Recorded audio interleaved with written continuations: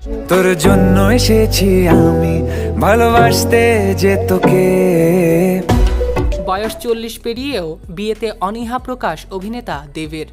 জীবনে বিয়েটা একেবারেই সব নয়, এমনটাই জানান অভিনেতা দেব। মানুষের ভালো থাকাটা বেশি জরুরি, তাই তো 40-এর গণ্ডি পেরিয়েও এখনও টলিউডের মোস্ট এলিজেবল ব্যাচেলর তকমা থেকে নাম বাদ যায়নি অভিনেতা দেবের। যদিও প্রায় এক দশক ধরে রুক্মিণীর সঙ্গে প্রেম সম্পর্কে জড়িয়েছেন তৃণমূলের এই তারকা সাংসদ, তবুও এখনও প্রেমিকার গলায় মালা দেননি অফিসিয়ালভাবে তিনি। দেবের হাত ধরেই অভিনয় জগতে পা রেখেছিলেন রুক্মিণী। এখন টলিপাড়ার অত্যন্ত জনপ্রিয় একজন অভিনেত্রী হয়ে উঠেছেন দেবের কল্যাণে। তবে টলিউডের দেবের হাত ধরে এলেও বলিউডের নিজের প্রতিভাই গিয়েছিলেন অভিনেত্রী রুক্মিণী মৈত্র।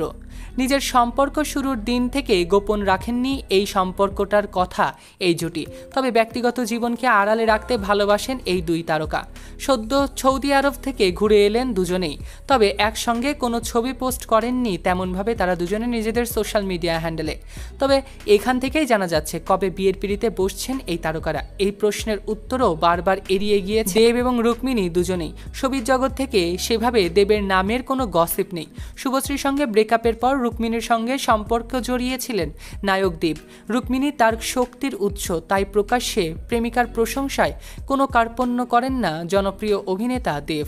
সেজন্যই বোধহয় সম্পর্কটা এতদিন টিকে রয়েছে স্বমহিমায়। দুজনের এই সহজ সম্পর্কের পেছনে আসল রহস্যটা কি? রুক্মিণী এক সাক্ষাৎকারে জানিয়েছেন, সম্পর্কে এমন কোনো রকম সমস্যা আসে না তাদের, যা সময়ের সঙ্গে ঠিক হয় না, আর সে কারণেই তাদের সম্পর্কটা এতদিন টিকে আছে। আর কোনো মানুষ এতটা ব্যস্ত হতে পারে না যে তিনি অন্য মানুষকে সময় দিতে পারছেন না। আর এই বিশ্বাস থেকেই পরস্পরের জন্য সময় বের করে নেন দুজন তারকাই। রুক্মিণী স্পষ্ট জানান, তার কাছে সবচেয়ে প্রয়োজন ভালো থাকা, খুশি থাকা, আর একই সঙ্গে প্রয়োজন একে অপরের ওপর বিশ্বাস। সম্পর্ক প্রশ্নে নায়িকার ভাষ্য, আমার কাছে মনের মানুষটা প্রাইমারি, বাকি সব সেকেন্ডারি।